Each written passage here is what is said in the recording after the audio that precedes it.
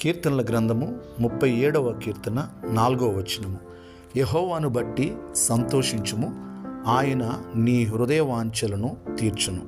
ప్రియులారా, దేవుని వాగ్దాన వాక్యము నీ హృదయవాంఛలు తీర్చబడాలి అనంటే ప్రభువుని బట్టి నీవు సంతోషించాలి, ఆయన యందే నీవు ఆనందించాలి.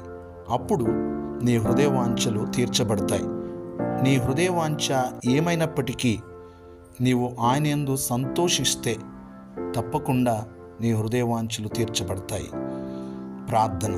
పరిశుద్ధుడా యేసయ్యా, మీకు వందనాలు. మీ వాగ్దాన వాక్యము కొరకే వందనాలు అయ్యా.